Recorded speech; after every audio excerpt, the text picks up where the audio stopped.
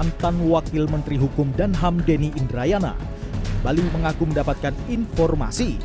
Kali ini, Denny mengungkapkan kabar bahwa Anies Baswedan akan segera menjadi tersangka di KPK. Denny menyatakan bahwa penetapan Anies sebagai tersangka adalah skenario pamungkas untuk menjegal mantan Gubernur DKI Jakarta itu menjadi kontestan dalam Pilpres 2024. Namun Denny tak menyebut secara jelas kasus apa yang akan menjerat Anies. Dia hanya menyebut bahwa Komisi Pemberantasan Korupsi atau KPK sudah 19 kali melakukan gelar perkara terkait kasus yang menyeret Anies. Denny mengaku informasi itu didapatkan dari seorang anggota Dewan Perwakilan Rakyat atau DPR.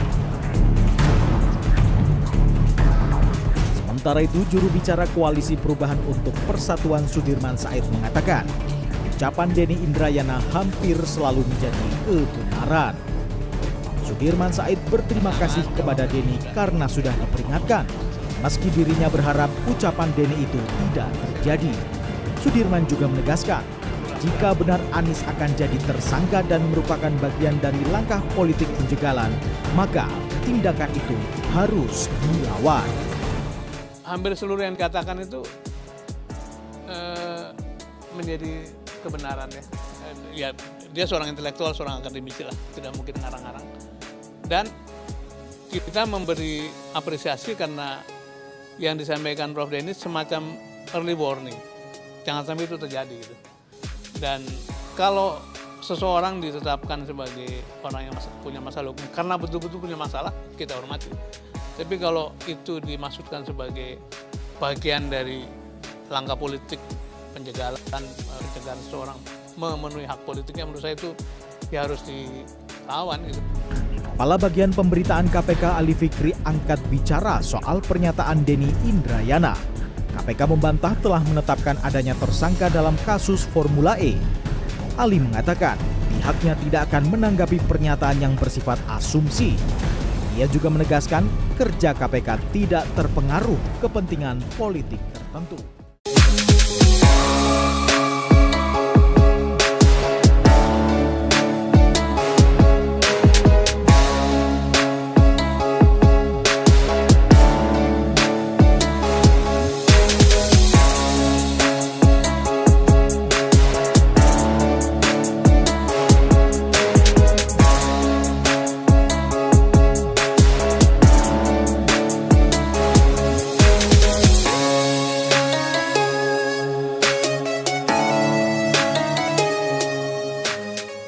Bismillahirrahmanirrahim. Assalamualaikum warahmatullahi wabarakatuh.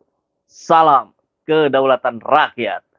Tempo, koran Tempo membongkar apa yang sedang dilakukan oleh Firly Bahuri di KPK yang mencoba terus untuk menjegal Anies Baswedan.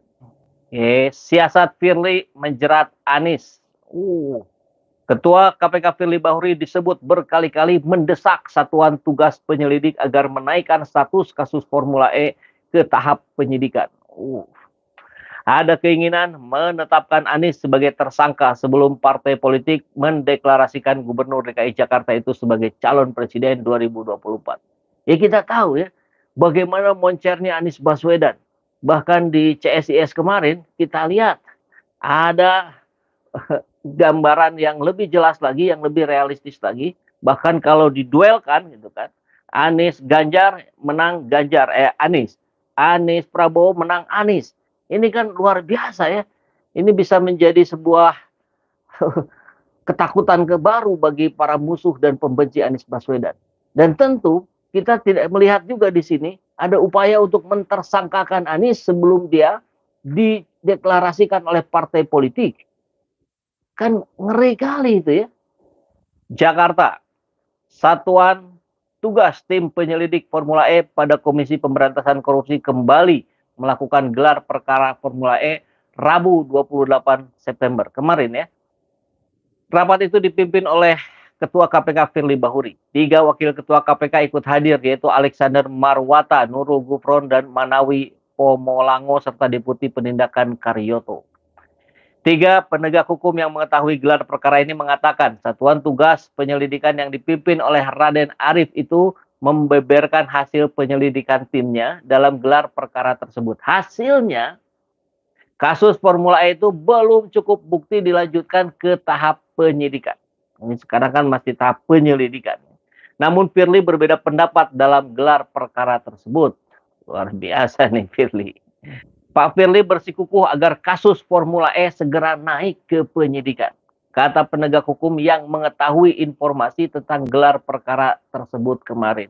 Jadi rupanya ini bocor ya ke media.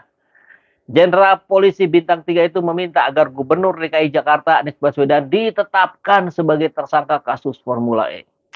Pertimbangannya, sudah ada pendapat ahli hukum yang menilai kasus Formula E merupakan pelanggaran pidana korupsi. Firly meminta agar Anies segera ditetapkan sebagai tersangka sebelum partai politik mendeklarasikannya sebagai calon presiden, kata seorang penegak hukum lainnya. Jadi sudah mulai berbicara nih para penegak hukum ya.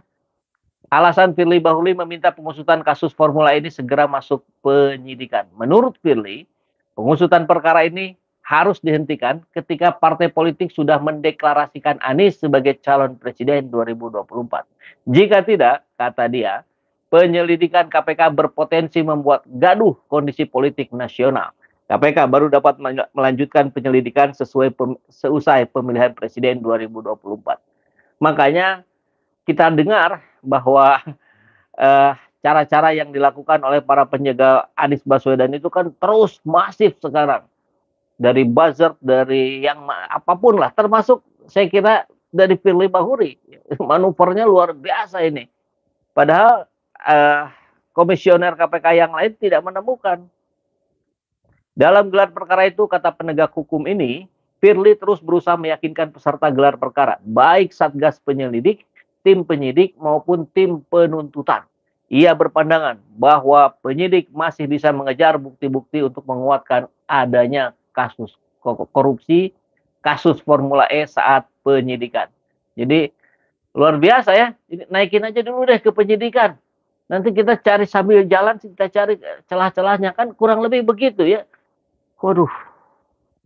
Agar tim penyelidik tidak ragu, Firly juga mengingatkan kewenangan KPK dalam pasal 40 Undang-Undang KPK, yaitu menerbitkan surat perintah penghentian penyidikan SP3 dan penghentian penuntutan ketika penyidik nantinya tidak menemukan bukti yang cukup.